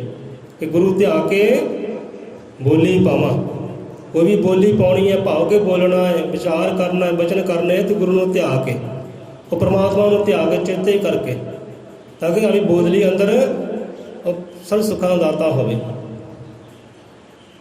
आपदे कर्म ऐसे होण, ना अपने आप नूं दुख होवे, खावे मैं कर्म किया है, मैं दुखी हो गया, परेशान हो गया। ये बंदे इहो जिहे कर्म कर बैठे हैं, आप तो दुखी होंदे होंदे है, ते नाल दूजिਆਂ ਨੂੰ भी दुखी परेशान कर देंदे हैं। हुण आप सोच विचार लो कर्म किहड़े है। बंदा अपना जीवन तो खराब करता ही करता है, अपना दिन अपनी रात का खराब करता ही करता है, अगले का दिन भी, अगले की रात भी, अगला जीवन भी खराब कर देता है, दुखी कर देता है। इहो ਜਿਹੇ कर्म किहड़े, इहो ਜਿਹੀ बोली किहड़ी है, आप भी विचार कर लो। सो इस करके कहते प्रवचन गुरां दे हिरदे पाउंदे ठंड, चंचल च समाधियां लाउंदे, जिहदे वचन सुनते ना सतगुरां दे। संत लिखारी कहते मैं सतगुर दे कहते वचन इदां दे है कि सतगुर जद प्रवचन सुनाउंदे, भगत जना दे मन नशे आउंदे, दिल नशे आउंदे। बड़े प्यारे वचन है कि सतगुरु जद प्रवचन सुनाउंदे, भगत जना दे दिल नशे आउंदे। किन्हां दे दिल नशे आउंदे है? नशे ना भर जाता है, सुरूर ना भर जाते हैं, आनंद ना भर जाते हैं, सुख ना भर जाते हैं। ये हिरदे, ये दिल दरिया भगतां दे, सिख सेवकां दे। जिहड़ा कहंदा मैं अपने सतगुर दा भाई दास है, अपने सतगुर दा मैं सिख हाँ, अपने सतगुर दा अपने परमात्मा मैं भगत हाँ। तो जिहड़ा भगत है ना, जो दास बन जाता है। दास का बड़ा अर्थ डूंगा है, इसे साझा कर लांगे। ਕਹਿੰਦੇ ਸਤਿਗੁਰੂ ਜਦ ਪ੍ਰਵਚਨ ਸੁਣਾਉਂਦੇ ਭਗਤ ਜਨਾਂ ਦੇ ਦਿਲ ਨਸ਼ੇ ਆਉਂਦੇ ਕਿ ਨਸ਼ੇ ਨਾਲ ਭਰ ਜਾਂਦੇ। ਕਿਹੜੇ ਨਸ਼ੇ ਦੇ ਨਾਲ? ਉਹ ਖੁਸ਼ੀ, ਉਹ ਆਨੰਦ, ਉਹ ਪਰਮਾਨੰਦ, ਦਿਲ ਭਰ ਜਾਂਦਾ। ਸਤਿਗੁਰੂ ਦੇ ਪ੍ਰਵਚਨ ਸੁਣਦੇ ਆ, ਸ਼ਬਦ ਸੁਣਦੇ ਆ, ਵਿਚਾਰਦੇ ਆ ਕਿ ਸਤਿਗੁਰੂ ਜਦ ਪ੍ਰਵਚਨ ਸੁਣਾਉਂਦੇ ਭਗਤ ਜਨਾਂ ਦੇ ਦਿਲ ਨਸ਼ੇ ਆਉਂਦੇ ਕਿ ਮੈਲ ਦਿਲਾਂ ਤੋਂ ਧੁੱਪਦੀ ਜਾਂਦੀ ਚੰਚਲ ਚਿੱਤ ਸਮਾਧੀਆਂ ਲਾਉਂਦੇ। ਕਿਆ ਬਾਤਾਂ! ਦੇਖੋ, ਸ਼ਬਦੀ ਤਬਦੀਲ ਕਰਦੇ ਸੰਤਾਂ ਗੁਰੂਆਂ ਰਹਿਬਰਾਂ ਦੇ, ਸ਼ਬਦੀ ਖੁਸ਼ੀਆਂ ਲੈ ਕੇ ਆਉਂਦੇ, ਸ਼ਬਦੀ ਆਨੰਦ ਲੈ ਕੇ ਅੰਦਰ ਭਗਤ ਜਨਾਂ ਦੇ ਦਿਲ ਨਸ਼ੇ ਆਉਂਦੇ ਕਿ ਮੈਲ ਦਿਲਾਂ ਦੀ ਧੁੱਪਦੀ ਜਾਂਦੀ। ਇਹ ਦਿਲਾਂ ਵਿੱਚ ਮੈਲ ਹੁੰਦੀ ਹੈ, ਮਨ ਦੇ ਅੰਦਰ ਮੈਲ ਹੁੰਦੀ ਹੈ, ਇਹ ਤਨ ਤੇ ਹੀ ਮੈਲ ਹੁੰਦੀ ਹੈ। ਜਦੋਂ ਮਨ ਮੈਲਾ ਹੋਵੇ ਤਨ ਵੀ ਕੀ ਹੁੰਦਾ ਹੈ? ਮੈਲਾ ਹੋ ਜਾਂਦਾ ਹੈ। ਜੇ ਮਨ ਦੇ ਵਿੱਚ ਮੈਲ ਹੋਵੇ, ਹਿਰਦੇ ਅੰਦਰ ਮੈਲ ਹੋਵੇ ਨਾ, ਇਹ ਅੱਖਾਂ ਵੀ ਮੈਲੀਆਂ, ਇਹ ਕੰਨ ਵੀ ਮੈਲੇ, ਇਹ ਨੱਕ ਵੀ ਮੈਲਾ, ਇਹ ਜੀਭ ਵੀ ਮੈਲੀ, ਇਹ ਪੂਰਾ ਤਨ ਦਾ ਤਨ ਹੀ ਮੈਲਾ। ਜੇ ਮਨ ਹੀ ਤੁਹਾਡਾ ਸਾਫ ਸੁਥਰਾ ਹੈ, ਸ਼ੀਸ਼ੇ ਵਾਂਗ ਸਾਫ ਸੁਥਰਾ ਹੈ, ਆਨੰਦ ਹੈ, ਖੁਸ਼ ਹੈ, ਫਿਰ ਨਾਮ ਮੈਲ ਅੰਦਰ ਤੇ ਨਾਮ ਮੈਲ ਬਾਹਰ। ਜਿੱਦਾਂ ਬਿਕਸ਼ੂ ਕਹਿਣ ਲੱਗਾ ਮੇਰੇ ਸਰੀਰ ਨੂੰ ਇਸ਼ਨਾਨ ਨਹੀਂ ਕਰਾਉਣਾ, ਕਿਉਂਕਿ ਆਪਾਂ ਤਾਂ ਹਰ ਵੇਲੇ ਆਨੰਦ ਰਹੇ ਹਾਂ, ਹਰ ਵੇਲੇ ਖੁਸ਼ੀ ਵਿੱਚ ਰਹੇ ਹਾਂ, ਹੱਸਦੇ ਹਸਾਉਂਦੇ। ਸਾਡੇ ਮੈਲ ਕਿੱਦਾਂ ਪੈਦਾ ਹੋ ਗਏ ਵੀ? ਨਾ ਅੰਦਰ ਮੈਲ ਨਾ ਬਾਹਰ ਮੈਲ। ਸਤਿਗੁਰੂ ਜੀ ਪ੍ਰਵਚਨ ਸੁਣਾਉਂਦੇ ਭਗਤ ਜਨਾਂ ਦੇ ਦਿਲ ਨਸ਼ੇ ਆਉਂਦੇ ਮੈਲ ਦਿਲਾਂ ਤੋਂ ਧੁੱਪਦੀ ਜਾਂਦੀ ਤੇ ਚੰਚਲ ਚਿੱਤ ਸਮਾਧੀਆਂ ਲਾਉਂਦੇ। ਚੰਚਲ ਚਿੱਤ, ਚੰਚਲ ਕਹਿੰਦੇ ਨੇ ਜੋ ਭਟਕਣਾ ਵਿੱਚ, ਜੋ ਦੌੜਾਂ ਵਿੱਚ, ਸ਼ਾਮ ਨੂੰ ਦੌੜ ਇੱਧਰ, ਸਵੇਰ ਨੂੰ ਦੌੜ ਇੱਧਰ, ਦੁਪਹਿਰ ਨੂੰ ਦੌੜ ਇੱਧਰ, ਆਹ ਮਹੀਨੇ ਦੌੜ ਇੱਧਰ, ਆਹ ਮਹੀਨੇ ਦੌੜ ਇੱਧਰ, ਆਹ ਸਾਲ ਦੌੜ ਇੱਧਰ ਤੇ ਆ ਦਿਨ ਦੌੜ ਇੱਧਰ। ਚੰਚਲ ਚਿੱਤ, ਚੰਚਲ ਕਹਿੰਦੇ ਨੇ ਭਟਕਣ ਵਾਲੇ ਨੂੰ। ਜੋ ਬੰਦਾ ਦਿਨਾਂ ਵਿੱਚ ਭਟਕਦਾ ਹੈ, ਲੈ ਵੀ ਕੌਲੀ ਚੱਕ ਕੇ ਅੱਜ ਇੱਧਰ, ਕੌਲੀ ਚੱਕ ਕੇ ਇੱਧਰ ਤੇ ਕੌਲੀ ਚੱਕ ਕੇ ਇੱਧਰ, ਕੀ ਇਹ ਭਟਕਣਾ ਹੈ ਨਾ? ਇਹ ਭਟਕਣਾ ਤਾਂ ਬੰਦਾ ਰੁਕਦਾ ਕਿੱਦਾਂ ਹੈ, ਥੰਮਦਾ ਕਿੱਦਾਂ, ਕਿੱਦਾਂ ਬੰਦਾ ਟਿਕਦਾ ਹੈ? ਜਦੋਂ ਸਤਿਗੁਰ ਦੇ ਅੰਦਰ ਸ਼ਬਦ ਟਿਕਦੇ ਆ, ਜਦੋਂ ਸਤਿਗੁਰ ਦੇ ਅੰਦਰ ਬਚਨ ਟਿਕਦੇ ਆ ਨਾ, ਉਦੋਂ ਹੀ ਬੰਦਾ ਟਿਕਦਾ ਹੈ, ਉੱਦਾਂ ਨਹੀਂ ਟਿਕਦਾ ਬੰਦਾ। ਨਹੀਂ ਤਾਂ ਦੇਖ ਲਿਓ ਪਰਖ ਕੇ, ਜਦੋਂ ਆਪਣੇ ਸਤਿਗੁਰ ਦੇ, ਆਪਣੇ ਸੰਤ ਦੇ, ਆਪਣੇ ਗੁਰੂ ਦੇ, ਮੁਰਸ਼ਿਦ ਦੇ ਬਚਨ ਟਿਕਦੇ ਆ ਨਾ ਅੰਦਰ, ਉਦੋਂ ਹੀ ਬੰਦਾ ਟਿਕਦਾ, ਉੱਦਾਂ ਬੰਦਾ ਟਿਕਦਾ ਹੀ ਨਹੀਂ। ਨਾ ਚਿੱਤ ਟਿਕਦਾ, ਨਾ ਮਨ ਟਿਕਦਾ ਹੈ। ਮਨ ਘੋੜਾ ਉਤਰੈ ਦੌੜੇ ਸੁਬਾਹ ਤੇ ਸ਼ਾਮ, ਪਰ ਸ਼ਬਦ ਗੁਰੂ ਦਾ ਇਸ ਦੀ ਖਿੱਚ ਰੱਖੇ ਸਦਾ ਲਗਾਮ। ਤੇ ਮਨ ਘੋੜਾ ਹੈ ਤੇ ਸਤਿਗੁਰੂ ਦਾ ਸ਼ਬਦ ਹੀ ਇਹਨੂੰ ਖਿੱਚ ਕੇ ਰੱਖਦਾ ਹੈ।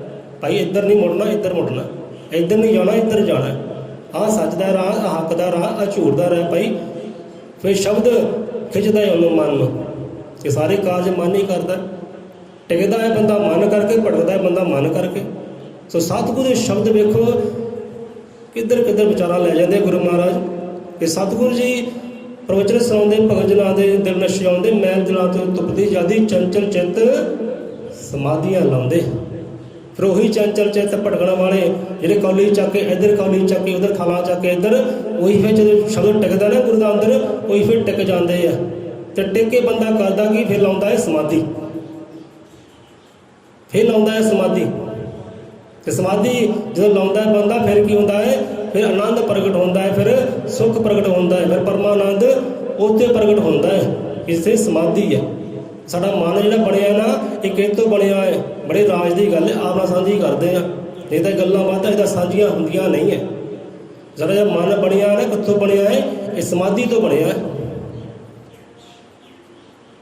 ਸਾਡਾ ਮਨ ਸਮਾਧੀ ਤੋਂ ਬਣਿਆ ਹੈ। ਸਮਾਧੀ ਕਰਕੇ ਇਹ ਮਨ ਦੀ ਰਚਨਾ ਹੈ। ਇਹ ਗੁਰੂਆਂ ਦੀ ਬਾਣੀ ਸਮਝਾਉਂਦੀ ਹੈ, ਯੋਗ ਵਿਸ਼ੇਸ਼ ਸਮਝਾਉਂਦਾ ਹੈ। ਪਰਮਾਤਮਾ ਵਾਲਮੀਕੀ ਸਮਝਾਉਂਦੇ ਹੈ ਕਿ ਸਮਾਧੀ ਕਰਕੇ ਮਨ ਦੀ ਰਚਨਾ ਹੈ। ਉੱਥੇ ਤਾਂ ਮੇਰੇ ਸਤਿਗੁਰੂ ਨੇ ਇਕੱਲੇ ਇਕੱਲੇ ਅੰਗ ਦੀ ਦੱਸੀ ਹੈ, ਕਿੱਦਾਂ ਰਚਨਾ ਹੋਈ ਹੈ, ਇਹ ਦੇਹੀ ਦੀ ਰਚਨਾ ਕਿੱਦਾਂ ਹੋਈ ਹੈ, ਇਹ ਕਿੱਦਾਂ ਚੱਲਦਾ ਹੈ, ਕਿੱਦਾਂ ਸੌਂਦਾ ਹੈ, ਕਿੱਦਾਂ ਉੱਠਦਾ ਹੈ, ਸਾਰਾ ਦੱਸਿਆ। ਸਮਾਧੀ ਕਰਕੇ ਮਨ ਹੈ, ਤੇ ਮਨ ਕਰਕੇ ਇਹ ਚੰਚਲਤਾ ਹੈ, ਭਟਕਣਾ ਹੈ, ਤੇ ਮਨ ਕਰਕੇ ਟਿਕਾਊ ਹੈ। ਸਤਿਗੁਰੂ ਦਾ ਸ਼ਬਦ ਟਿਕਦਾ ਤੇ ਮਨ ਟਿਕਦਾ ਹੈ, ਉੱਦਾਂ ਨਹੀਂ ਟਿਕਦਾ। ਫਿਰ ਹੀ ਬੰਦਾ ਧਿਆਨ ਦੇ ਵੱਲ ਹੁੰਦਾ ਹੈ, ਫਿਰ ਬੰਦਾ ਗਿਆਨ ਦੇ ਵੱਲ ਹੁੰਦਾ ਹੈ। ਇੱਥੇ ਆਪਾਂ ਲੈਂਦੇ ਹਾਂ ਵਿਸ਼ਰਾਮ।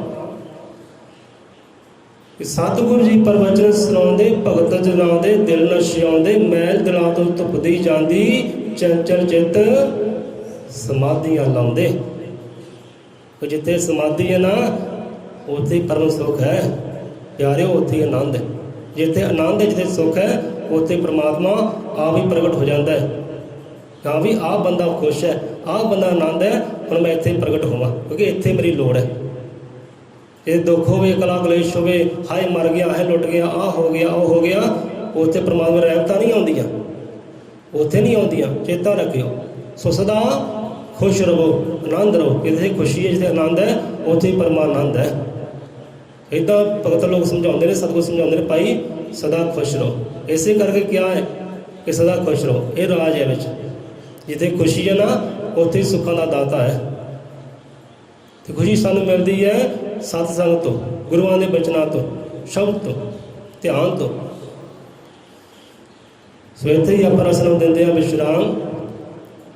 ਦਾਦਾ ਜੀ ਇੰਨੀ ਕਿ ਹਾਜ਼ਰੀ ਸਭ ਜੀਵਾਂ ਦੀ ਦਰ ਪ੍ਰਵਾਨ ਕਰੇ, ਸਭ ਜੀਵਾਂ ਦੇ ਕਦਮ ਲਿਖੇ ਲਾਵੇ, ਇਹ ਹਾਜ਼ਰੀ ਲਿਖੇ ਲਾਵੇ, ਇੱਥੇ ਬੈਠਣਾ ਲਿਖੇ ਲਾਵੇ ਦਾਤਾ ਜੀ, ਇਹ ਕਾਰਜ ਦਾਤਾ ਜੀ ਲਿਖੇ ਲਾਵੇ। ਸਭ ਜੀਵਾਂ ਨੂੰ ਆਨੰਦ ਬਖਸ਼ਿਸ਼ ਕਰੇ, ਆਪਣੀਆਂ ਰਹਿਮਤਾਂ ਸਭ ਜੀਵਾਂ 'ਤੇ ਬਖਸ਼ਿਸ਼ ਕਰੇ, ਅਤੇ ਸ਼ਬਦ ਗੁਰੂ ਦੀ ਦਾਤ ਦਾਤਾ ਜੀ ਸਭ ਜੀਵਾਂ ਨੂੰ ਬਖਸ਼ਿਸ਼ ਕਰੇ। ਬੋਲੇ ਸੋ ਨਿਰਭੈ ਅਜ਼ਰ ਤ੍ਰਿਕਾਲਦਰਸ਼ੀ ਸ੍ਰਿਸ਼ਟੀ ਕਰਤਾ, ਵਾਲਮੀਕੀ ਦਇਆਵਾਨ ਜੀ ਕੀ ਜੈ।